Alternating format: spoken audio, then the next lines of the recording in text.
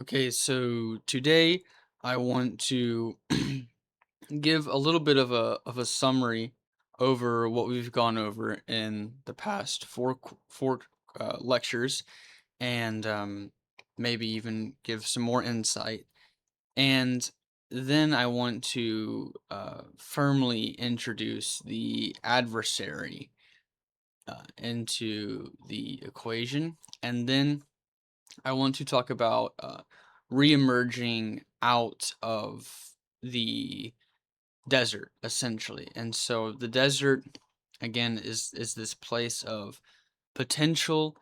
It's the place where nothing has any meaning because your frame of perception that you use to give meaning to the world has collapsed, and so you need to reconstruct a new frame of perception. And so that's what I'm going to start talking about now. So in the first lecture, I gave an overview sort of the framework of human perception, and then I started, I said I guess you could say, going into more detail about that. And now I sort of want to bring all of that together. The past three lectures, I want to bring them together. And so the lecture two was over the call, and we are called to go on the hero's journey because our current mode of being, or our current tradition, is insufficient to face the new catastrophes that life either has or is going to present to us. And so there's this need to change. And so what you're changing is the tradition upon which you act by. And again, the hero's journey is not the rejection of this tradition, but it's actually um, improving the tradition. It's actually taking it and cutting off what is unworthy and putting back something on that is better fit, and that is updated for the new catastrophes that life presents. And so that's the hero's journey, and that happens at a personal level, but and like we're going to talk about in the next lecture, that can also happen at the societal level. And so um, I have a few subsections. I've kind of laid out what I'm going to go over in each lecture. And so the first subsection in this lecture is called The Hero, and it's called Life by Transformation. And so what that means is that basically in order to live, you have to be able to change and adapt. And that's true, biologically speaking.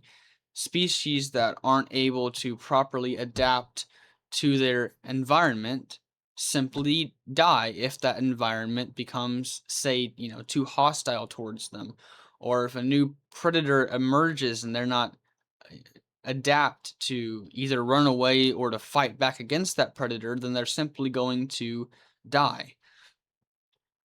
And so even at the biological level, it's necessary to transform, but I'm mainly in this course, I'm talking about the psychological.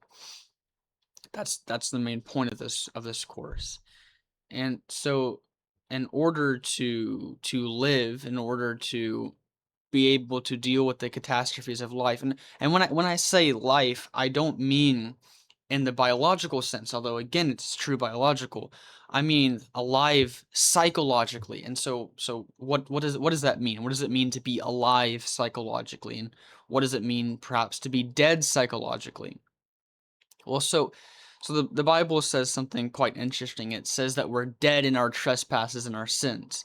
And again, that can be literally true, as in it when you sin, you can do something that would genuinely kill you, but it's also true at the psychological level. And so it's sort of this idea: you have debt, like you have money debt, or you owe someone a certain amount of something, materially speaking, but there's this spiritual debt that we all have because of our sins and transgressions. And so that spiritual debt, you could say, makes us spiritually dead. And and because of that, psychological death is basically, it's equivalent to hell psychologically. And you can imagine that a psychological death is is something like, going to the desert. It's this loss of this frame of perception, this loss of meaning, this loss of value, this loss of the thing that overcomes evil and suffering, and so you're left with evil and suffering. Now, again, you can go to the desert voluntarily, but you can also go to the desert involuntarily. And if you go voluntarily, then you have the chance to make it through on the other side. But if you go involuntarily, then that desert, that dragon of chaos, it's all the same symbolism, that spiritual death, that's spiritual death, it's all the same thing. That dragon of chaos will devour you if you involuntarily go there. And so why would you involuntarily go to the desert? Well, see, here's the interesting thing, and here's where I'm going to introduce the adversary. So the adversary is someone who endlessly sticks to the tradition. That's one of the things that the adversary does. Another thing that it can do is endlessly cling to chaos. So it never does the same thing. It's always unpredictable. It's completely chaotic, and because of that, he's still the adversary. But right now, what I'm talking about is the adversary that's unwilling to change. And so that's like Pharaoh in Egypt. That's like the tyrant, who's not willing to let Israel go, even though there are plenty of signs that the God of Israel is real, and that the God of Israel is angry at Pharaoh. It takes 10 plagues for Pharaoh to finally let the Israelites go, and then he still changes his mind. And so the Pharaoh represents this manifestation of the adversary. He has the tradition, a new problem that the tradition cannot solve arises, but he refuses to change his mode of being out of fear of going to the desert, and because of that, his tradition remains insufficient, his mode of being remains insufficient, and therefore he's devoured by the dragon of chaos anyways. And so he goes to the desert anyways, but it's actually worse because he isn't going voluntarily, and he isn't going in the hopes that there's something better on the other side. And so again, this is just like what I was talking about in my previous lectures. And so the hero and the adversary, they constantly conflict.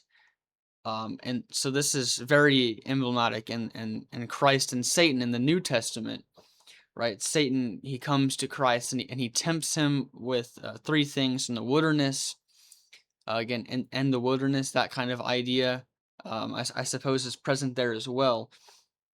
But there's this strange idea where having an adversary is actually a beneficial thing, and it's really weird.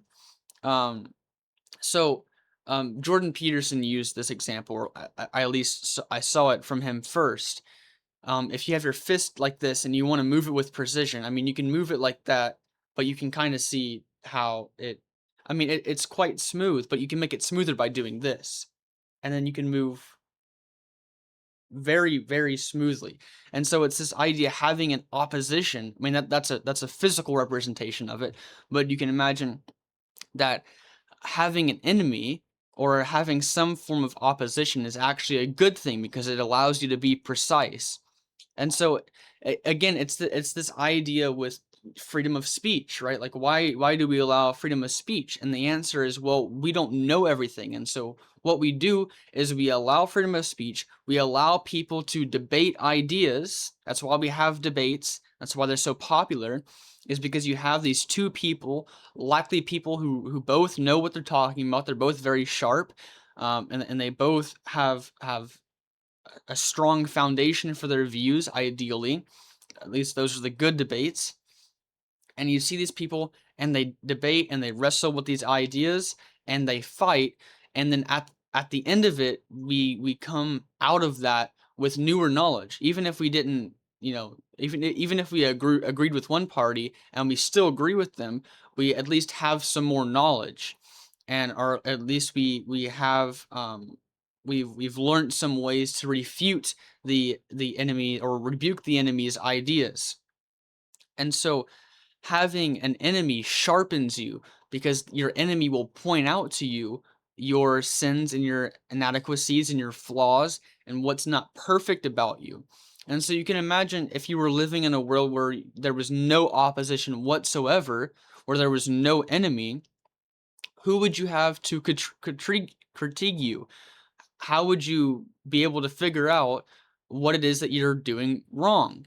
And the answer is, well, I mean, you can do that by thinking, you can do that by imagining, but really what's going to end up happening if no one, let's say, if no one disagrees with you ever, you're surrounded by a bunch of yes men, so to speak, then your ideas aren't going to be able to be tested in a verbal form or in a psychological form, and instead they're going to be acted out in a physical manner, and maybe those ideas, if they're particularly stupid, are going to lead to your actual death.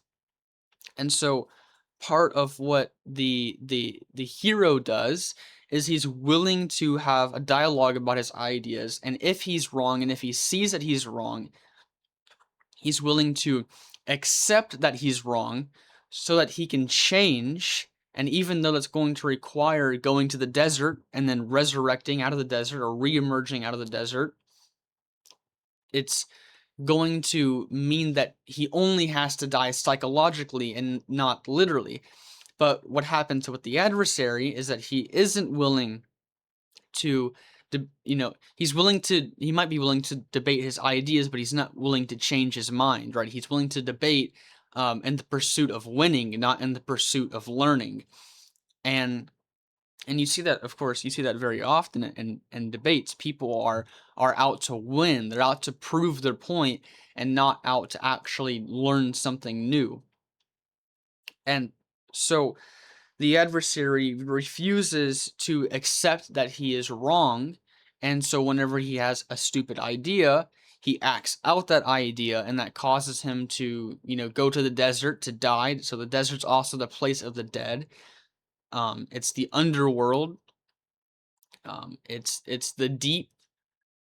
In Genesis chapter 1 verse 2, it's it's underground, right? And so underground, you bury people underground, and so that's the place that you go, hell essentially, the abyss. That's where you go if you reject all possible notion that you could be wrong.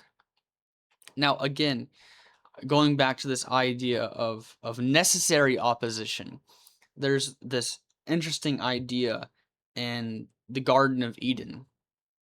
You have Adam and Eve. And so Adam is tasked with naming and subduing the world.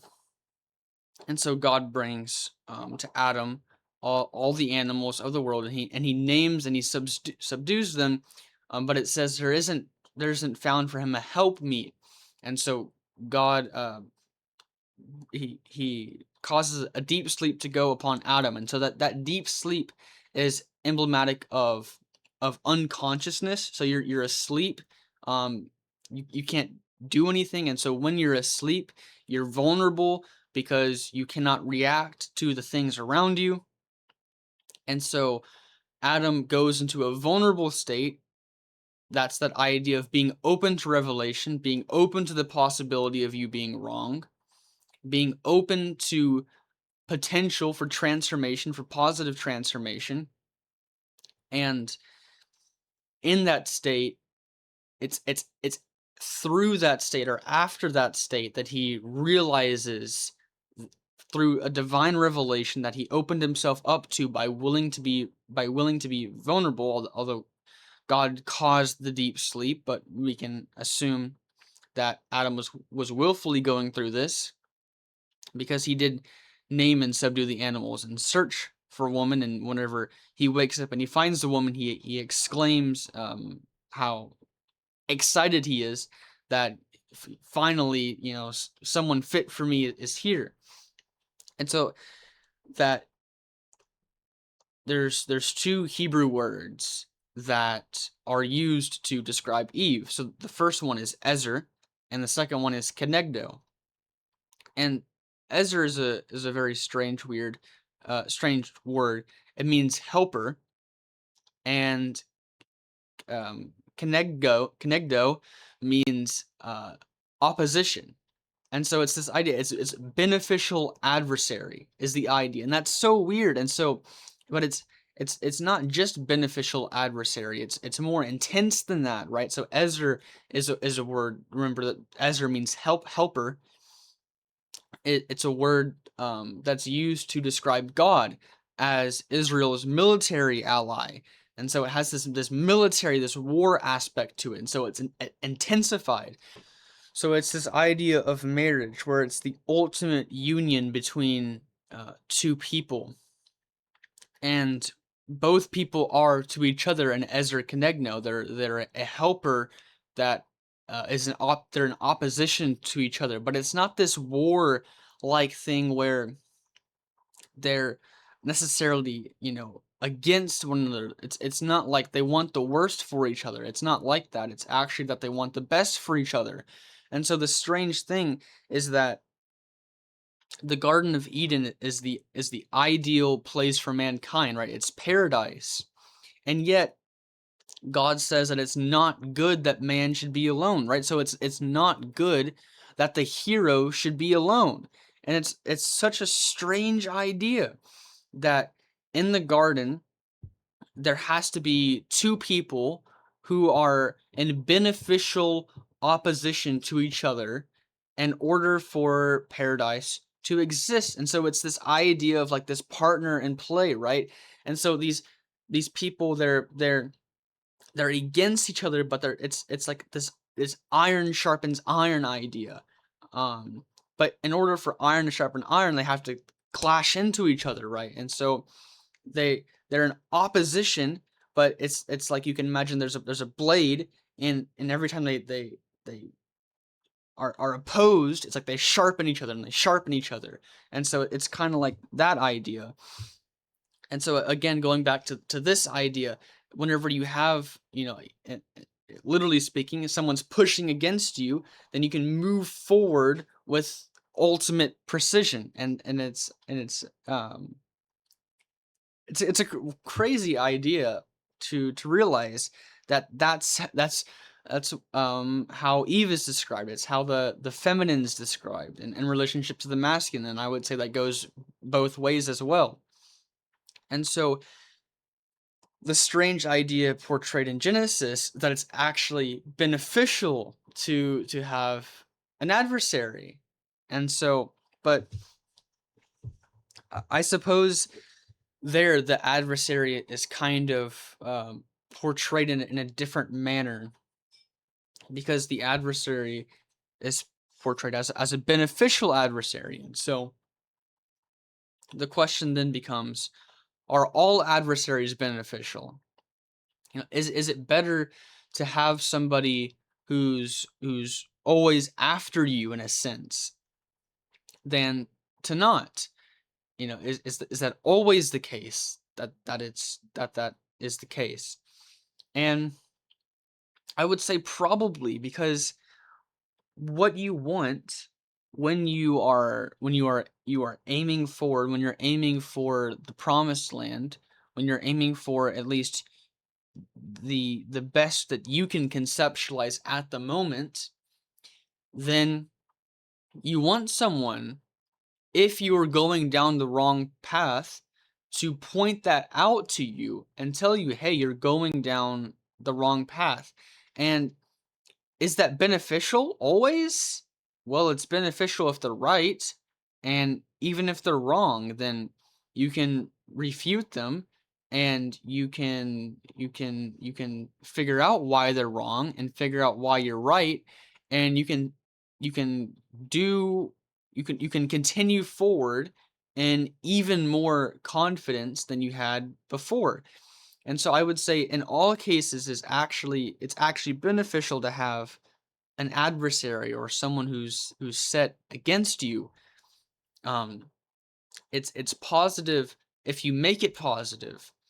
And so that's sort of this reason that we have two political parties, right? We have the Republicans and we have the Democrats. Essentially, there's more than that, but those are the two main ones.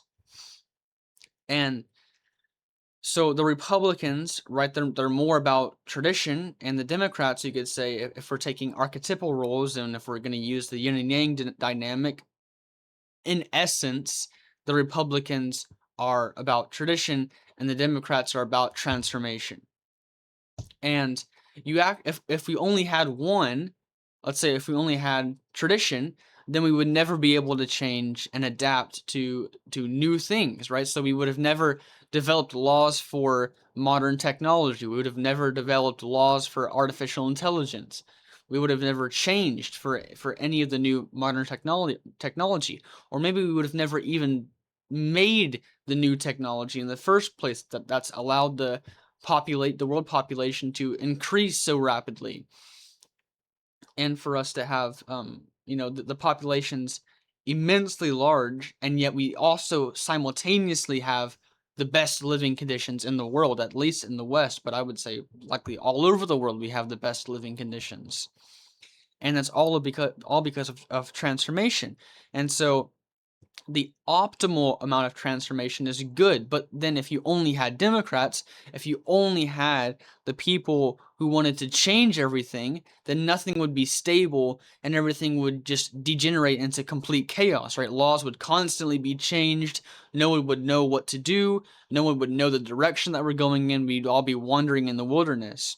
And so when these two parties on their own are actually detrimental to any given nation. But whenever they wrestle with each other and we choose one at one time and we choose another at a different time, or we utilize both, and we separate the wheat from the chaff in both, and we unite them, then it produces the Western civilization that we have now. And so, in that sense, you need somebody that's in opposition to you in order to properly move forward, because they're going to assist your adversary is going to assist you in your journey uphill if they're genuinely a beneficial adversary. And so that's this idea of you don't want yes men. You want people who are willing to disagree with you, but who aren't going to disagree if they know that you're right. So if they know that they're right, they're going to say yes, that's correct. But if they think you're wrong, they're going to tell you, hey, I think you're wrong. And that's going to allow you to move forward being less ignorant than you were before. And so the adversary himself, in the sense that the adversary rejects tradition or completely embraces it, that's bad for him. But there's also this adversarial sense where the adversary, you can have two people moving uphill, so that would be Adam and Eve, right? When I say Eve is a beneficial adversary, I don't mean that Eve is fully embracing tradition or she's fully rejecting tradition. I mean that they're both going uphill, but it's like a dance uphill, and they're wrestling with each other, and the iron's sharpening the iron as they're going uphill, and it's this spiral uphill, that the hero and the beneficial adversary endlessly spiral up towards together. And so now I want to go into more detail about the adversary that isn't the beneficial adversary necessarily, and that is the usurping spirit. So that would be the adversary as Satan, not the adversary as Ezra Kenegno. The Satan, or the Luciferian spirit of the adversary is actually one of pride. And that pride can manifest itself in two fundamental ways. So the Luciferian spirit can endlessly cling to tradition. So that's what I'm going to speak about now. So again, tradition is the established mode of being. It's what you already know, and it's also it's the territory that you've already explored. And so, and if you cling wholeheartedly to that tradition, what seems to happen is that you are being prideful in the sense that you think that what you know is all there is to know, or at least you think that what you know is all that's needed in order to properly orient yourself in the world. And so when you endlessly cling to tradition, what you're actually saying is that what I know is sufficient to deal with anything and everything in my life. And so what you're saying is that I'm enough. And that can bring you comfort and pleasure. But the problem is that it's not true, and it's actually it's thankfully not true. Because you can imagine that if it was true that your current mode of being was sufficient to deal with the catastrophes of life, then that would mean that your current the current environment around you, which obviously isn't perfect, is not going to be it doesn't need to be changed. And so, and you can also say, well, what I know is sufficient, and there's no need to learn anything more, and there's nothing new that I have to learn. I know everything. And what that means is that whenever something terrible is manifesting itself and you can't deal with it with the knowledge that you already have, what you're effectively saying is that there's nothing you can do about it. And I don't think that's true. I think for most things in life, there's something that we can do about that catastrophe, but the adversary rejects that. And he says, there's no such thing as dragons. There's no such thing as potential. There's no such thing as as a new manifestation of the unknown that's going to present me with the knowledge and the wisdom that's going to allow me to better orient myself in the world. And instead, what he says is that everything that I know is sufficient, and everything I know is all that there is to know. And it's a terrible thing to believe that, because again, what it means is that you're saying that you as you are is good enough, but then what do you do when you fail, and what do you do when you make a mistake? And so, the adversary can say, oh well, I tried to do this, but it didn't work, and therefore it's never going to work for me, and there's nothing I can do to change this, or to do this better. And effectively what you're saying is that what you know was enough, but the structure of reality was built in such a manner that it didn't work out for you. And so it's this Cain like insistence that instead of it being your fault, and instead of you not offering up the proper sacrifice, and instead of you being the problem, you blame God, and you blame the structure of reality itself, or you blame everybody else except you. You blame, oh, I didn't get lucky enough, and I got really unlucky, and it was this person's fault, and it's the rich people's fault, and it's the political leaders. And, oh, it was my partner who was helping me. It was his fault. I did everything right on my end. I knew everything. I knew how to act. I knew how to talk. I knew what to do. But, because of all these people and because of God and the structure of reality itself, that's why this didn't turn out properly.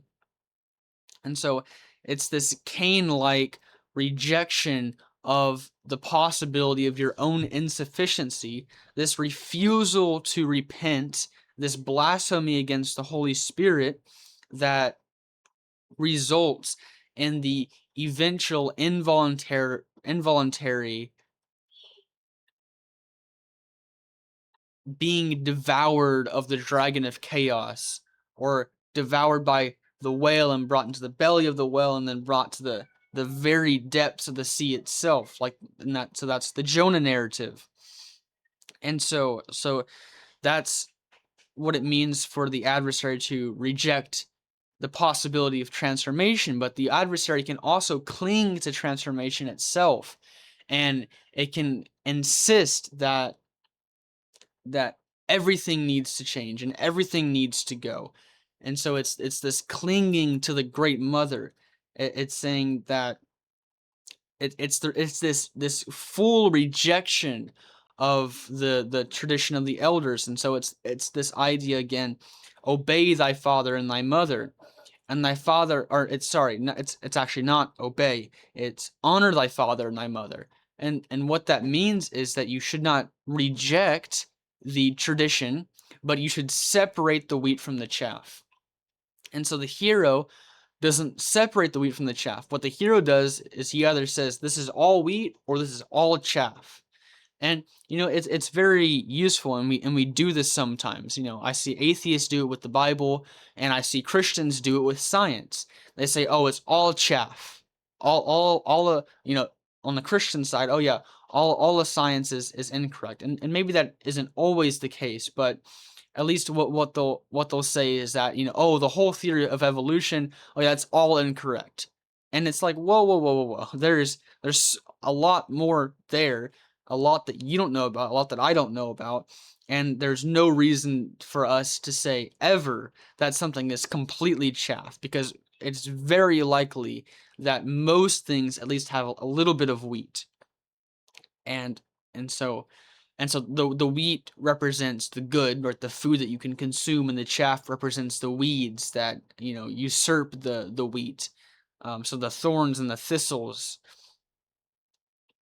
the sheep from the goat, the vulnerable, innocent animals that need to be shepherded from the goats with their horns that fight. So it's kind of like that idea.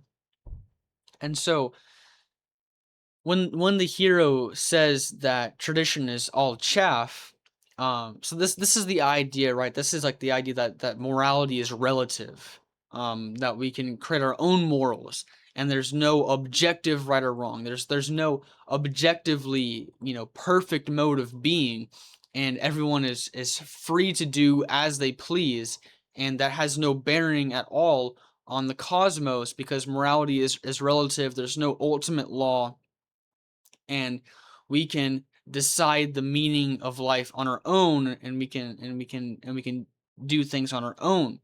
The problem with that is that it's not true.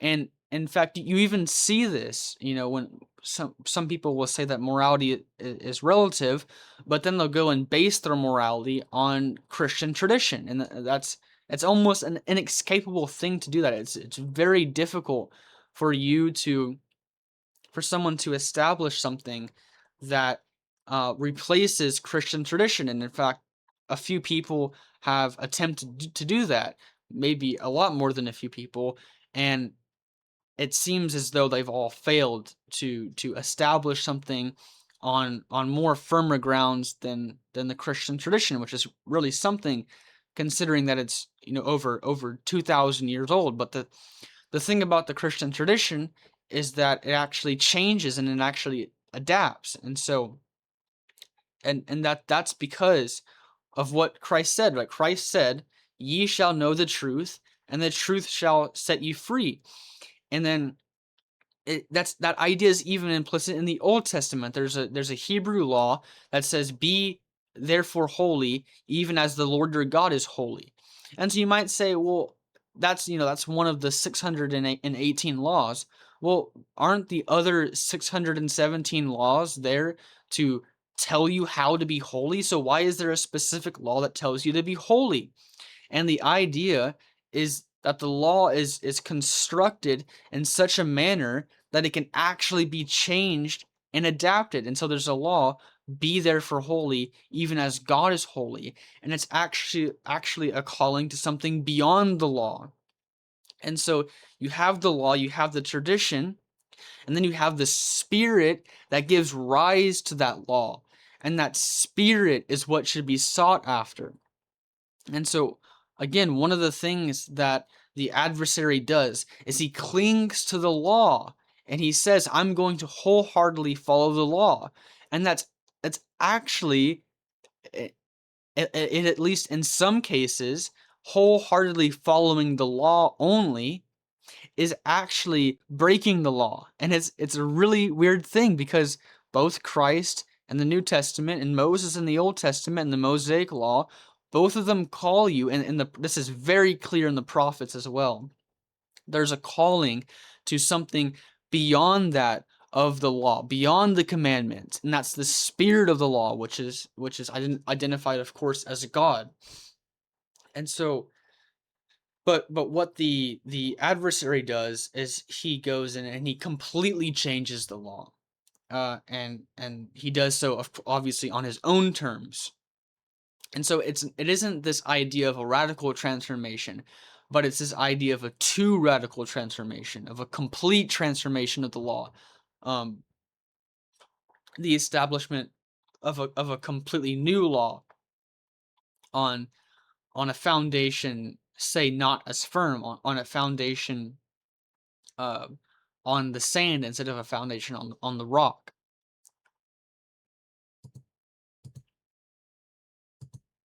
Okay, and so now I want to discuss this idea of reemergence out of the desert. And so again, and I think I'm going to sort of finish the adversary idea today, at least for this lecture here.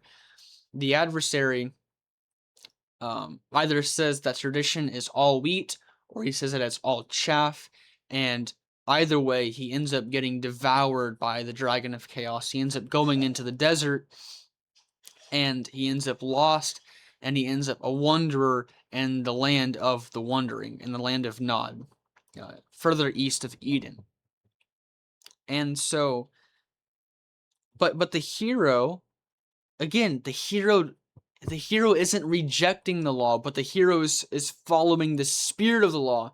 And so what he's doing is, you have the law and you have the spirit of the law, and the hero sacrifices the law in order to follow the spirit of the law. And through that spirit, through the desert, he can reemerge on a higher mountain, and he can bring that law back, but cut off what isn't worthy and throw it out, and to put back on what is worthy and what is capable of dealing with the new manifestation of the unknown. And so and in that sense, it isn't the eradication of the law. It isn't right. So one of the things that Christ says in the Sermon on the Mount is, he says, don't think that I have come to destroy the law or the prophets, for I have not come to destroy, but to fulfill. And you might say, well, how does Christ fulfill the law and the prophets? And one of the things that the law and the prophets are trying to do is they're trying to figure out, you can kind of see this in the slow progression towards sacrifice in the Old Testament. It's this slow progression to claiming more and more that the foundation of a good civilization is actually the voluntary sacrifice, even of the innocent. And you might say, well, why is that the case? But Christ says that he fulfills that law and the prophets, which are trying to get at the perfect mode of being, and he fulfills that because he acts out the perfect mode of being and the ultimate sense, right? The law and the prophets, the tradition, isn't just there to, say, oh, don't do this and don't do that. It's not just there as an authority. It's there to show you the proper mode of being that will bring about a more perfected law, and a law that's more suitable for the current catastrophes of life. And so I'll explain the need of the law in this manner. So you can imagine, we aren't in person, and I can't communicate with you right now, but imagine you were right in front of me and I said, all right, let's play a game. And imagine you said yes, that you wanted to play a game. Well, okay, so we want to play a game. Okay, you go first. Well, the problem is that you probably didn't do anything right just then. You probably just stood there and went, I don't know what to do. What do you mean go first? What game are we playing? What are the rules of the game? And so in that sense, when you're given complete freedom, when there's complete chaos in front of you, when you can make any move, you actually don't make a move. And so you actually have to choose something, and in choosing something you sacrifice everything else, and in choosing something you abide by a set of rules, or you at least follow the spirit of the law. And so in that sense, rules aren't something that inhibit. Rules are actually something that allow you to move properly in the world. And so in that sense, you can see how the law is necessary. And so the law comes about, and we see this, right? The Bible doesn't start off with the law and then go through the stories. It goes through the stories, and then we get the law in the Exodus. We get a few laws in Genesis, a few laws, but most of the laws are in the Exodus and Leviticus and Deuteronomy. And we get those after the story, and you can see some of those laws, and maybe even a lot of those laws. You can see those being expressed in narrative form. And so that part of what the stories of mythologies and religions and fairy tales are doing is they actually are providing you with a set of rules. They're providing you with a mode of being that has a certain consequence, and they often lay out that consequence to you, and you can choose to, well, firstly you analyze, you say, well, there's the hero and there's the adversary. Which one am I? And you can say, well, I'm actually a little bit of both, but maybe I'm a little bit more of an adversary. And you can say, well, I want to be a hero. And so what you do is you adopt the mode of being of the hero, and you sacrifice the mode of being of the adversary. And when you adopt the heroic mode of being, you actually set up boundaries for yourself. You set up rules for the game that you want to play. And those rules enable you to act in accordance with the hero. Okay.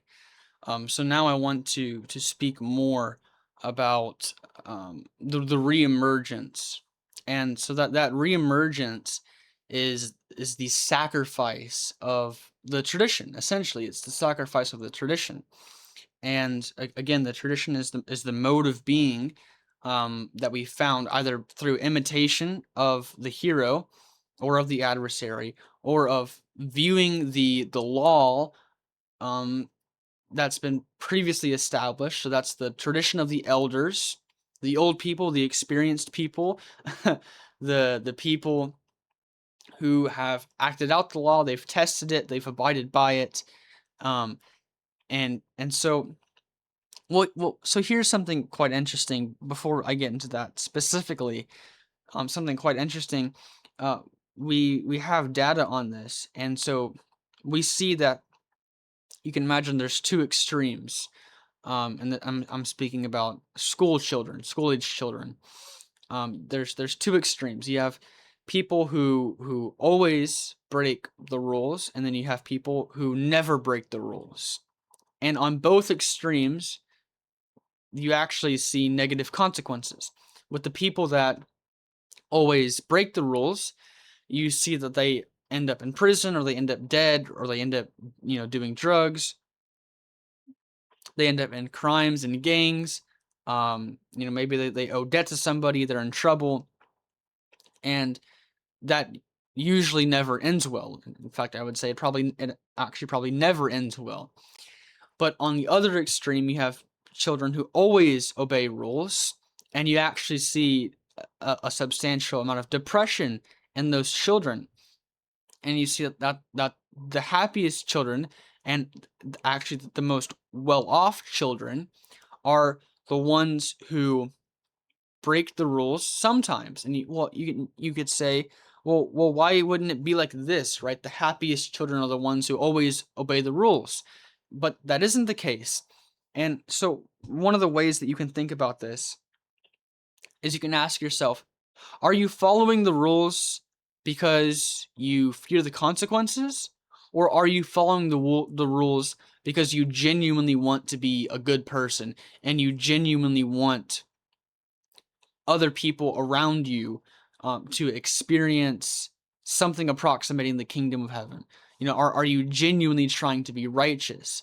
And it's sometimes, and maybe often, and maybe always, it's quite difficult to differentiate between cowardice and genuine good behavior. Behavior that you're acting out because you know that it's good for you and good for others. And it's sometimes it's actually quite difficult to differentiate between those two. And so what you want to do is you actually want to sometimes break the rules. Now, if you know that what you're doing is sinful, is wrong, and then you do it, then you shouldn't do that. But you should test rules, and you should push the limits, and you should be willing to make mistakes. That's the idea I'm trying to get at. You should be willing to make mistakes. You should be willing to go out into the world to try something, and you should be willing to mess up. You should be willing to do something wrong. You should be willing to fail, willing to lose, right? And you should accept that loss, accept that failure, accept that sinfulness, and learn from it and change and adapt. And so that's one of the things that Christ says in the New Testament. He says that the cowards are not going to be allowed into the kingdom of heaven. And so, how else are you going to find out if you're a coward or not if you don't go out into the world and you don't try something? And so Christ does not say, go stay in your house, stay silent, and try to never do anything wrong. That's not what he says. He says, go out into the world, bear your cross, bring forth what's within you. Do with your bag of gold what God has called you to do, and risk saying something wrong, and risk offending people by telling the truth, risk failing, risk losing.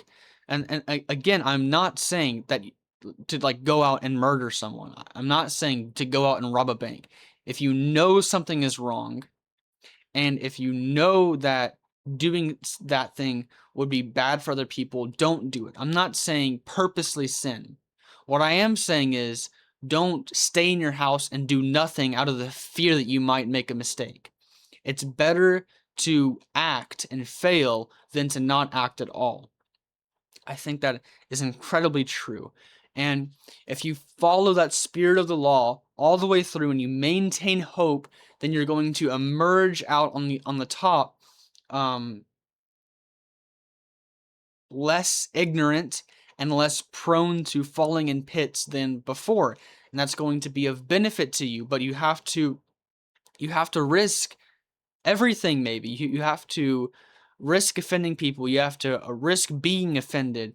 You have to make the proper sacrifice. You have to sacrifice yourself. You have to shed your dead wood. You have to cut off your sins and your inadequacies, and you have to cut off what's hindering you, and you have to get rid of what's making you stumble. You have to get rid of the stumbling blocks.